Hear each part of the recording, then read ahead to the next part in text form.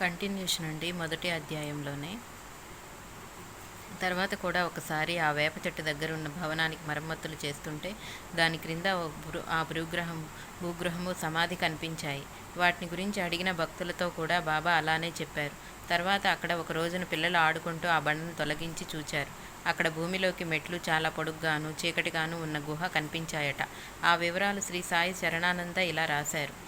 ఒకప్పుడు బాబా మసీదులో దుని దగ్గర ఉన్న స్తంభాన్ని నాకు చూపి దాని క్రిందనే తన గుహ ఉన్నదని, తామందులో నివసించామని, ఎవరైనా మహాత్ములు వచ్చినప్పుడు తప్ప తామెప్పుడు బయటకు వచ్చేవారం కాదని, తమ గడ్డం పొడుగ్గా పెరిగి నేలను తాకేదని నాతో స్వయంగా చెప్పారు. బాబా మరొకప్పుడు సగుణమేరు నాయకుతో ఏమిటి 1-2 రోజులు ఉపవాసానికి కూడా తట్టుకోలేవా? నేను 12 సంవత్సరాలు కేవలం వేపాకు తిని జీవించాను అన్న మాటలు ఈ వృత్తాంతాన్ని బలపరుస్తాయి. ఫిబ్రవరి 14, 1912న సాయి తాము చేసిన గురుసేవ గురించే కాబోలు ఇలా చెప్పారు. తాము ఎన్నో కష్టాలు కోర్చామని, నెలల తరబడి ఆహారం లేకుండా ఉన్నామని, వేప మొదలైన ఆకులు మాత్రమే తిన్నామని చెప్పారు. భగవంతుని కృప వల్ల ఆయన శరీరం శుష్కించి ఎముకలు కూడా నిలవచాలనని స్థితిలో ఉన్నప్పటికీ తమకు ప్రాణం లేదన్నారు. కాపాడ్దే డైరీ. ఈ బాలునికి 16 సంవత్సరాల లోపలే అంత గడ్డమెలా పెరిగింది? అసలు ఆయన వయసెంత? ఒకప్పుడు ధూలియాలో కోర్టులో ఒక దొంగ తమ వద్ద పట్టుబడిన వస్తువులు తను దొంగలించలేదని తనకు సాయిబాబా ఇచ్చారని చెప్పారు. అంతటా కోర్టు వారు సాయిబాబాను కోర్టుకు హాజరుకమ్మని సమన్లు జారీ చేశారు. బాబా ఎందుకో పూజలవటం వలన భక్తులు పెట్టుకుని అర్జీని అనుసరించి అందుకే ఆయన కోర్టు ప్రతినిధి వచ్చి విచారణ జరిపారు. దానిలోని ముఖ్యాంశాలు ఇవి. న్యాయవాది: మీ పేరేమి? బాబా. వీరంతా నన్ను సాయిబాబా అంటారు. మీ తండ్రి ఎవరు? అది సాయిబాబానే. మీ గురువు ఎవరు? వెంకూస. మతం కబీరు. కులం దైవం. మీ వయస్సు లక్షల సంవత్సరాలు. సరిగ్గా చెప్పండి, నేనెప్పుడూ అబద్ధం చెప్పను. అంటే సాయి నామ రూప కుల మత వయోభేదాల అతీతులు సర్వవ్యాపి అయిన ఆత్మయేనని స్పష్టమవుతుంది. ఆయన వయస్సు అపారమని తేల్చే ఆధారాలెన్నో ఉన్నాయి. అక్కల్కోటలో దత్తావతారంగా ప్రసిద్ధికెక్కిన శ్రీ స్వామి సమర్థ నిర్యాణం చెందబోతూ కన్నీరు కారుస్తున్న భక్తునితో షిరిడీలో నా అవతారమూర్తి నీకు లభిస్తారు. ఆయన్ను సేవించు, నీకే కొరత ఉండదు అని చెప్పారు. సాయిబాబా కూడా ఎందరో భక్తులకు అందుకు తగిన అనుభవం ఇచ్చారని మీరు చదవబోతారు. అంటే అక్కలకోట స్వామియే సాయి అన్నమాట. ఈ ఇద్దరు సమకాలికులు అవటం వల్ల ఒక అంతుపట్టని దైవలీల. అంటే ఆ స్వామి వయస్సు పుట్టుపూర్వోత్తరాలే సాయి యొక్క వృత్తాంతం అన్నమాట. ఆ స్వామి వయస్సు వందల ఏండ్లు. ఆయన రెండవ దత్తావతారమైన శ్రీ నృసింహ సరస్వతియే. అంటే వారికి పూర్వావతారమైన శ్రీ పాదవల్లభుడే. అంటే స్వయంగా సనాతనుడైన దత్తస్వామియే అన్నమాట. ఆయనకి ఎందరికో అటువంటి దివ్య దర్శనాలు ఇచ్చారు. అంతేకాదు, ప్రొఫెసర్ బాలకృష్ణ ఉపాసనా స్వామి ఒకప్పుడు ఋషికేశ్ తపోవనము వెళ్ళినప్పుడు అక్కడ అపారమైన వయస్సు గల ఒక సాధువు దర్శించారు. తర్వాత చాలా కాలానికి అతడు సాయిని దర్శించినప్పుడు ఆ తపోవన సాధుని తామేనని ఆయన నిరూపించారు. అంటే సాయి వయస్సు కూడా అపారమే కదా.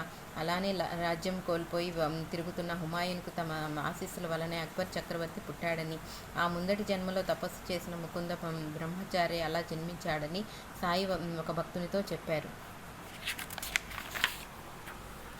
తాము గతంలో కబీరన్ అన్నారు. రామాయణ భాగవత కాలంలో తామున్నామని ఆయన చెప్పారు.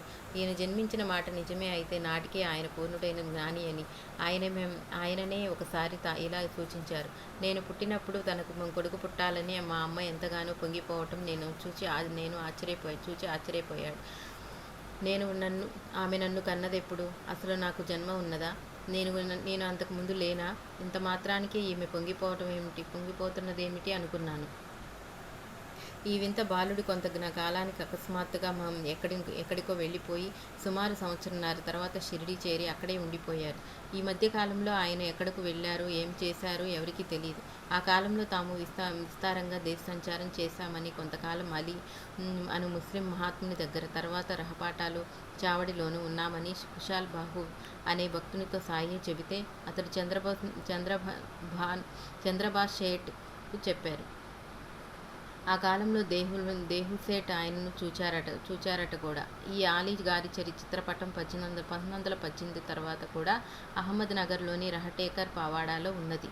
తర్వాత తాము అహ్మద్ నగర్లో నుండి రహటాకా వచ్చి కొంతకాలానికి షిరిడీ చేరామని శ్రీ సాయి కుశల్ బాహుకు బావుకు చెప్పారు. మరొకప్పుడు శ్రీమతి కాశీబాయి కనిత్కర్ అనే భక్తురాలతో శ్రీ శ్రీ సఖారాం మహారాజ్ అనే గొప్ప సాధువులతో కలిసి కొంతకాలం ఉన్నామని, ఆయన తమ గురుబంధువని, అక్కడ ఆయనతో కలిసి ఒక మామిడి చెట్టు నాటామని బాబా చెప్పారు. జోగ్ అనే భక్తుడు ఈ ఇద్దరిని దర్శించి ఉండేవాడు. ఒకసారి జోగ్ అంగోన్వాడ్లోని ఆ మామిడి చెట్టు కాయ కోసి షిరిడీకి తీసుకువెళ్ళాడు. కానీ అది పచ్చిదని దారిలో రెండు మామిడి పండ్లు కొని అతడు బాబాకు సమర్పించాడు. బాబా ఆ పండ్లను స్వీకరించక ఆ మొదటి కాయనే కోరి తీసుకున్నారు. దాన్ని చూడగానే ఆనంద బాష్పాలతో ఆయన కళ్ళు నిండాయి. ఇలా అటు ఇటు త్రిప్పి చూచి, ఇది ఇంకా పండలేదు అన్నారు. అవునన్నాడు జోగు. సాయి మరి కొద్దిసేపు దాన్ని తదేకంగా చూసి దాన్ని కోయించి భక్తులకు పెట్టించాడు. అదెంతో మధురంగా ఉండటం చూసి ఆశ్చర్యపోయాడు. రెండవసారి షిరిడీ చేరే నాటికే వారు పరిపూర్ణులని తెలిపే సంఘటన భక్తి సాయికి ప్రత్యక్ష భక్తుడైన దామోదర్ రామ్సే గారి కుమారుడు నానాసాహెబ్ రామ్సే నాకు చెప్పారు. ఈయన శ్రీ గాడ్గి మహారాజ్ అనే భక్తునికి మహాత్మునికి తమ ఇంట ఆతిథ్యం ఇచ్చి వారి గురువు సేవ గురించి అడిగితే ఆయన ఇలా చెప్పారట. మేము సామాన్యంగా ఆ వృత్తాంతం ఎవరికి చెప్పము. మా తల్లిదండ్రులు చాకలి వారు. కంటిన్యూ చేద్దాం సార్ ఇంకొక ఎపిసోడ్.